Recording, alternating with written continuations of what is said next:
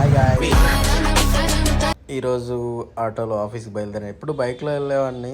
సరే చూద్దాం ఈసారి ఆటోలో వెళ్దాం అనిపించింది. మనకు తెలిసిందే ఈ సిటీ మాల్ దగ్గర ఫుల్ ట్రాఫిక్ ఉంటుంది. ఆ ట్రాఫిక్లో కూడా మనం ఆటోలో ముందు కూర్చున్నాం అనుకోండి, ఎందుకంటే వెనక్కి కూర్చున్నా మళ్ళీ ఎవరైనా ఎక్కినప్పుడు ముందుకు రండి అంటారు.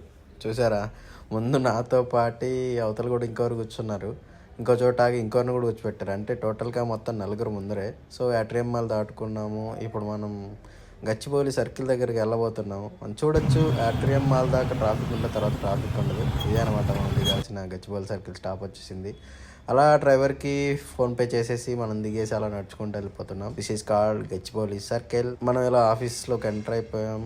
నెక్స్ట్ ఇది నైట్ తిరిగి వస్తున్న టైంలో బండి తీసుకొని వచ్చాను. ఎందుకంటే బండి ఆఫీస్లో పెట్టాను, వేరే వాళ్ళని తీసుకురమ్మన్నాను కాబట్టి. సో మళ్ళీ రిటర్న్ శరత్ సిటీ మాల్ వచ్చేటప్పుడు అయితే ట్రాఫిక్ ఉండదండి అంతగా. దెన్ ఇక్కడ సిగ్నల్ పడింది.